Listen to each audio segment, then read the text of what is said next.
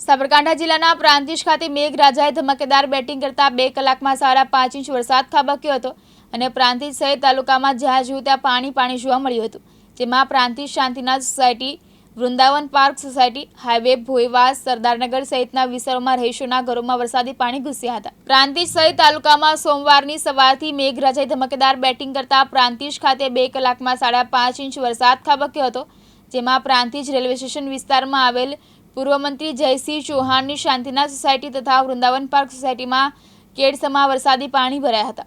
તો કેડસમાં પાણી ભરાતા સોસાયટીના રહીશોના ઘરોમાં વરસાદી પાણી ભરાઈ જતા સરસામાન પલટી ગયો હતો અને ઘરોમાં પણ ઢીંચણસમાં પાણી ભરાયા હતા। તો શાંતિનાથ સોસાયટી તથા વૃંદાવન પાર્ક સોસાયટીમાં વરસાદી પાણી જવાનો નિકાલ ના હોય રહીશોની હાલત કફોડી બની હતી। તો છેલ્લા 25 વર્ષથી નગરપાલિકામાં તથા નગરપાલિકાના કોર્પોરેટરોને રજૂઆત કરવા છતાંય આજ દિન સુધી નિકાલ ન કરતા રહીશોના ઘરોમાં વરસાદી પાણી ઘૂસ્યા હતા।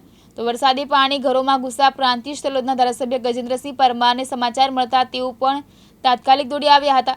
તો પ્રાંતિજ મામલતદાર જયમીનભાઈ શાહ, પ્રાંતિજ નગરપાલિકા ચીફ ઓફિસર રોશનીબેન પટેલ, પ્રાંતિજ ભાજપ શહેર પ્રમુખ નિત્યાનંદભાઈ બ્રહ્મભટ્ટ, હાર્દિકભાઈ બ્રહ્મભટ્ટ, ધવલભાઈ રાવલ, મહેશભાઈ મકવાણા તથા પાલિકા સેનેટરી ઇન્સ્પેક્ટર સંજયભાઈ ચૌધરી સહિત તેઓની ટીમ જેસીબી સાથે દોડી આવી હતી। છેલ્લા 40 વર્ષથી વૃંદાવન સોસાયટીની અંદર આ પાણી ભરાઈ રહ્યું છે અને આ સોસાયટી દલિતોની છે, એટલે શ્રવણોની સોસાયટીમાં અત્યારે પાણી ભરાયું એટલે તંત્રની આંખ ઉઘાડી થઈ અને તંત્ર દોડતું થઈ ગયું। ધારાસભ્ય ગજેન્દ્રસિંહ બી આવી ગયા, ભાજપની પૂરી ટીમ આવી ગઈ, પૂરું નગરપાલિકા આવી ગયું। શેના માટે આવી ગયું? કારણ કે એમના વોટરોના ઘરે પાણી ભરાયું એટલે એ દોડતા। અને 40 વર્ષથી જ્યારે અમે ડૂબતા હતા તો આજ સુધી જોવા ના આવ્યા। અમારી સોસાયટીમાં પ્રેગ્નન્ટ મહિલાઓ છે, ઉંમરલાયક પુરુષો છે કે જેમને પગે ચલાતું નહીં। આવા તમે આ જુઓ, આ હાલતની અંદર અમારી પ્રેગ્નન્ટ મહિલા ડિલિવરી માટે કેવી રીતે લઈ જવાની? આ 40 વર્ષથી અમે આ નર્ક ભોગવી રહ્યા છે, એ તંત્રને દેખાતું નથી। જ્યારે અમારા પૈસા અમે આ બમ્પ કર્યો પાણી રોકવા માટે કે સોસાયટીમાં પાણી ના અમારા ઘરોની અંદર ભરાઈ ના જાય, એટલે તંત્ર અત્યારે તોડવા માટે આવી ગયું।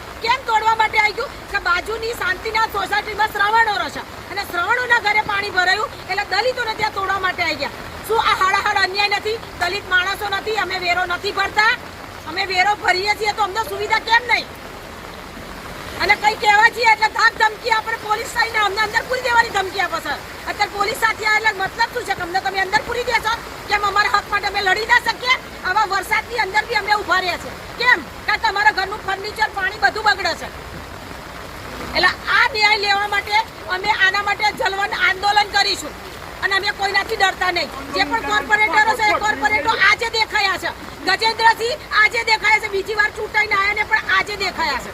કારણ કે એમના માનીતા મરતીઓના ઘરોમાં પાણી ભરાયું એટલે સાહેબને આવવું પડ્યું। કેમ સાહેબ? વોટ આલ્યા છે અમે તમને, અમે વોટ નથી આપ્યા કારણ કે અમારી તો સાંભળતા જ નહીં, દલિતોની કોણ સાંભળે? કોઈ નહીં સાંભળતું। એટલે આ મીડિયાના માધ્યમથી અમે આજીજી કરીએ છીએ કે અમને વધારે ના સતાવો, ના હેરાન કરો અને અમારા ઘરોમાં પાણી ભરાશે તેની જવાબદારી તંત્રની રહેશે। ઉમંગ રાવલ, દિવ્યાંગ ન્યૂઝ, સાબરકાંઠા।